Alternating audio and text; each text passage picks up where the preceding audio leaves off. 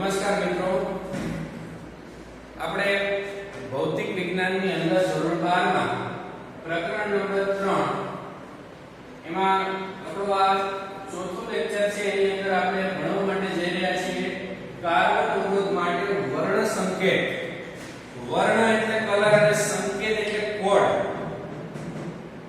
દાખલાઓમાં એક માર્કમાં MCQ ની અંદર ખાલી જગ્યામાં પૂછાઈ શકે છે. આવા કલર કોડના નાના નાના પ્રશ્નો પૂછાઈ શકે એક માર્કની અંદર. આખો પ્રશ્ન છે 2 માર્કની અંદર અથવા 3 માર્કની અંદર પૂછાઈ શકે. તો કાર્બન અવરોધ માટે આપણે ચર્ચા કરી કે એનો વર્ણ સંકેત આપણે જોયું કે પ્રમાણમાં સસ્તા છે, નાના છે, એટલે એનો ઉપયોગ ખૂબ જ વધારે થાય છે, પરંતુ એની સાઈઝ ખૂબ જ નાની છે. એ માટે એની અંદર આપણે કિંમત લખીએ જો નાના અક્ષરથી તો વંચી શકાતી નથી. માટે એને આપણે કલર જુદા જુદા કલરના પટ્ટાઓ વડે આપણે અહીંયા એક અવરોધ છે એની અંદર આવા 4 રંગના પટ્ટાઓ આપેલા હોય છે. એ પટ્ટાના કલર ઉપરથી આપણે એનું મૂલ્ય કેટલું છે એ જાણી શકીએ છીએ. તો એના માટે કેવી રીતે જાણી શકાય? તો એના માટે આપણે કોષ્ટક યાદ રાખવાનું છે.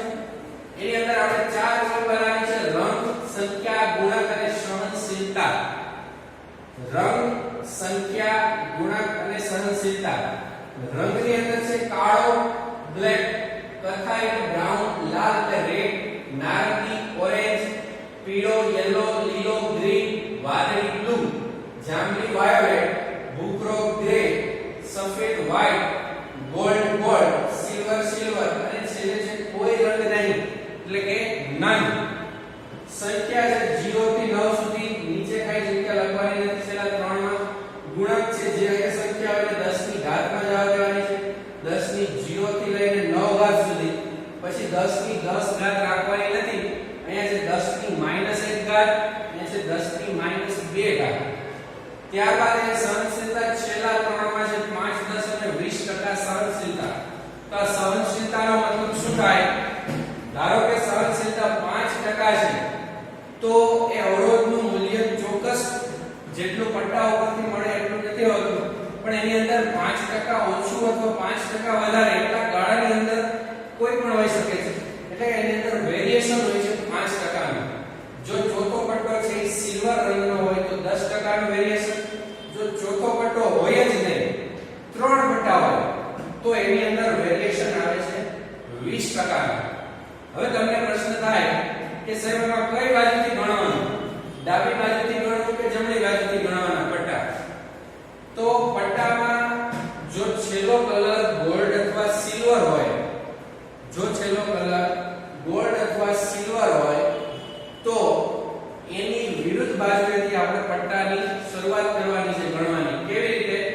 ધારો કે આપણી પાસે એક અવરોધ છે, એની અંદર પહેલા રંગનો પટ્ટો છે એ પીળો છે, બીજો છે જાંબલી, ત્રીજો કથ્થાઈ અને ચોથો છે ગોલ્ડ.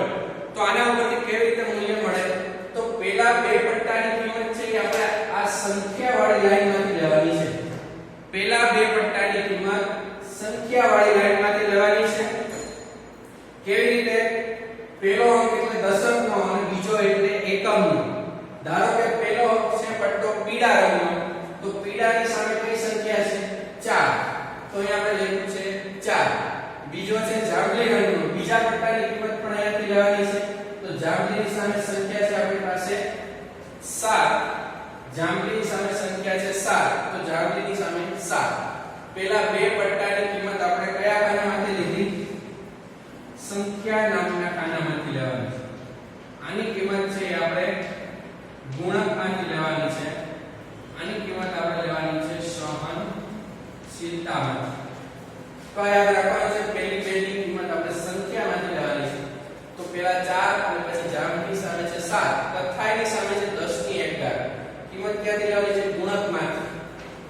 તો કથ્થાઈમાં આપણી પાસે ગુણક છે 10 ની 1 ઘાત એટલે કે 10. તો 10 ની 1 ઘાત એ ગુણક છે. તો 4 7 એટલે આ થઈ ગયા 47. 47 ગુણ્યા 10 ની 1 ઘાત. અને ગોલ્ડની સામે આપણે છેલ્લું ખાનું લેવાનું છે 5%. તો એની અંદર ટોલરન્સ હશે 5%. તો આનું મૂલ્ય કેવી રીતે લખી શકાય? તો કે 47 ગુણ્યા 10 ની 1 ઘાત અને ટોલરન્સ હશે ±5%. આવી રીતે આપણે એની કિંમત લખી શકીએ. આ 47 ગુણ્યા 10 ની 1 ઘાત ને આપણે 470 પણ કહી શકીએ. તો આવી રીતે એની કિંમત લખવાની છે. પહેલી સંખ્યા એટલે દશકનો અંક, બીજી સંખ્યા એકમનો અંક, ત્રીજી સંખ્યા એટલે ગુણ્યા 10 ની ઘાત, ચોથી સંખ્યા એટલે આપણે જે ટોલરન્સ.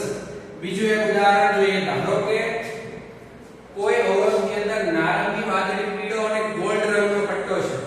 તો નારંગીની સામેની સંખ્યા આપણે લેશું અહીંયાથી. તો નારંગીની સામે છે 3, એટલે હું અહીંયા લખીશ 3. પછી વાદળી, તો વાદળીની સામે આપણી પાસે કલર છે, એના નંબર છે 6, તો એ બાજુમાં લખવાનું છે 6. પછી છે પીળો પટ્ટો, તો પીળાની સામે આપણે લેવાનું છે ગુણકમાંથી સંખ્યા, તો એમાં આવે છે 10 ની 4 ઘાત, એટલે હું અહીંયા લખીશ 10 ની 4 ઘાત. પછી આપણે ગોલ્ડ છે એની સામે છે 5%, તો અહીંયા લખવાનું ±5%. આવી રીતે આપણે કલર કોડ ઉપરથી કાર્બન અવરોધની કિંમત નક્કી કરી શકાય છે. હવે આ કોષ્ટક કેવી રીતે યાદ રાખવું એ મુખ્ય પ્રશ્ન છે. તો એ કોષ્ટક યાદ રાખવા માટેની આપણી પાસે અતિશય સહેલી રીત છે.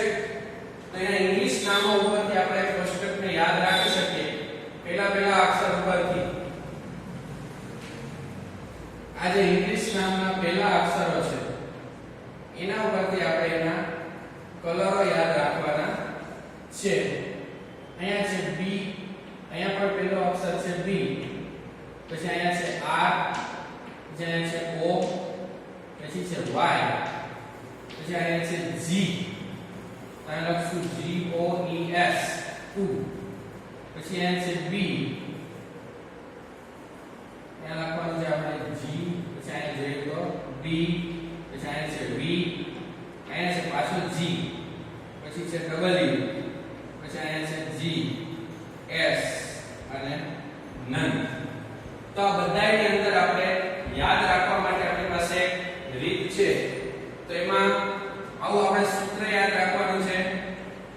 BB રોય, એટલે કે BBROY રોય. તો બ્લેક, બ્રાઉન, રેડ, ઓરેન્જ અને યેલો.